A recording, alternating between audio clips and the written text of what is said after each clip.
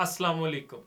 सरगोदा से मोहम्मद अफजल साहब कहते हैं कि मैं बहुत अरसे से करियाने की दुकान चला रहा हूं और अब मेरा बेटा भी अच्छी पोस्ट पर काम कर रहा है।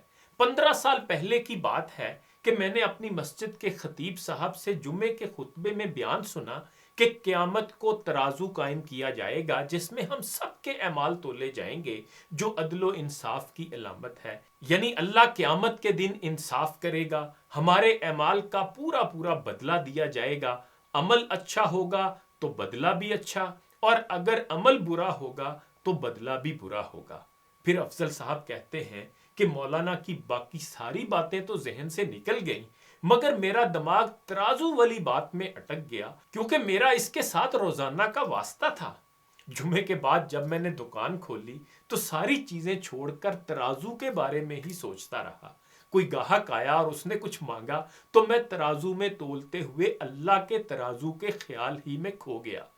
इसी ख्याल ने मुझे मजबूर कर दिया कि गाहक को देते हुए उसकी तरफ के पलड़े को झुकता हुआ रखूं, तो शायद इसी की बदौलत क़यामत के दिन अल्लाह भी मेरी नेकियों का पलड़ा झुकाकर मुझे बख्श दे और मुझे अपनी रहमत का साया अता कर दे।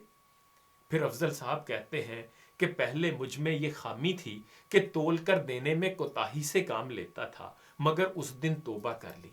फिर यूं हुआ कि जब भी किसी गाहक को तोल कर देता तो ज्यादा ही देता।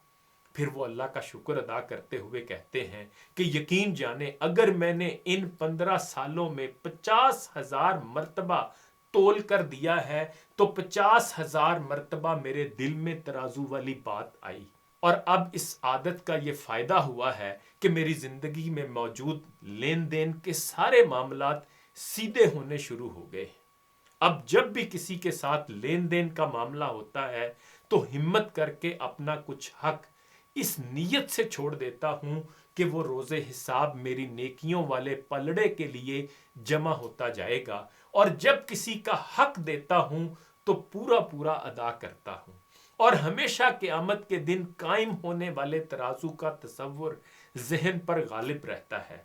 फिर अफजल साहब कहते हैं कि यह तसव्वुर इतना गालिब है कि कई मर्तबा मेरे जानने वालों के दरमियान लेन देन का झगड़ा हुआ। मुझे उन्होंने मुनसिफ बनाना चाहा और मुझसे फैसला करवाना चाहा, और ऐसे मौकों पर अगर तो बात मेरी समझ में आ जाती है तो मैं कह देता हूं कि भाई मुझे ये बात समझ आई है, और अगर मेरे लिए बात समझना मुश्किल हो जाता है तो मैं माजरत कर लेता हूं और इंसाफ का तराजू उठाने से इनकार कर देता हूं कि कहीं इस हैसियत का गलत इस्तेमाल ना कर बैठूं और किसी के साथ नाइंसाफी ना हो जाए, और अल्लाह क़यामत के दिन इसी सवाल पर ना पकड़ ले कि अगर तुम्हें बात समझ ना आई थी, तुम्हारे अंदर सलाहियत नहीं थी, तो इसकी जिम्मेदारी क्यों ली।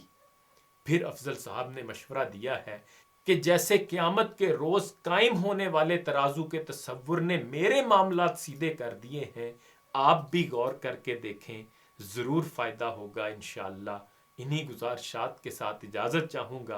अपना ख्याल रखिएगा। अल्लाह हाफिज।